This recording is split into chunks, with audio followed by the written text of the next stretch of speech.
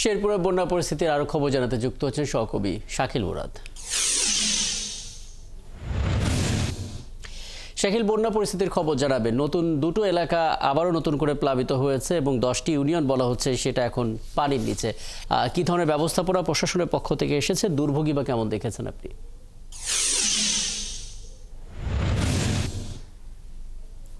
রাকিব, গতকাল থেকে কিন্তু বৃষ্টি না থাকার ফলে শেরপুরের শ্রীবর্দী ঝিনাইগাতী ও নালিতাবাড়ী উপজেলার থেকে পানি নামতে শুরু করেছে। তবে পানি নামলেও নিম্নাঞ্চলে কিন্তু আসলে নতুন নতুন এলাকা প্লাবিত হয়েছে। ইতিমধ্যে শেরপুর সদরের কাজীর খামার ও নকলা উপজেলার বেশ কিছু ইউনিয়ন প্লাবিত হয়েছে। আমরা গিয়েছি, কথা বলেছি, বন্যার্থদের সঙ্গে কথা বলেছি। তারা বলছে যে তাদের শুকনো খাবার আসলে সংকট রয়েছে। তবে আমরা স্থানীয় প্রশাসনের সঙ্গে কথা বলেছি, প্রশাসন বলেছে যে রান্না করা খাবার সহ শুকনো খাবার তাদের মাঝে বিতরণ করা হচ্ছে। এছাড়া এই সৃষ্ট বন্যায় কিন্তু মোট 7 জনের প্রাণহানির ঘটনা ঘটেছে। এর পাশাপাশি শেরপুরের এই শ্রীবর্দী ঝিনাইগাতী ও নালিতাবাড়ী এই যে সৃষ্ট বন্যা, এই বন্যায় কিন্তু ব্যাপক রাস্তাঘাট ও ঘরবাড়ির ক্ষতি হয়েছে।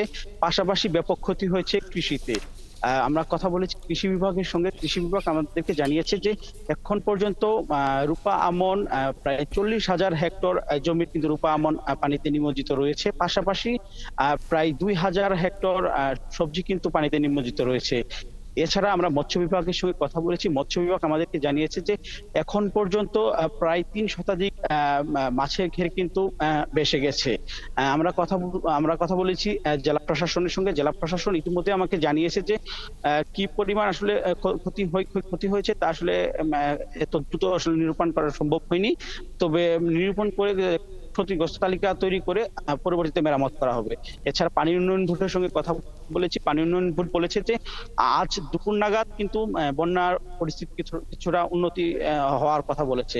পাশাপাশি যে নদী ভাঙন রয়েছে, বিভিন্ন নদ নদী ভাঙন রয়েছে, এগুলো সংস্কারের জন্য ঊর্ধ্বতন কর্তৃপক্ষের নির্দেশে কিন্তু দ্রুত বাস্তবায়ন করবে।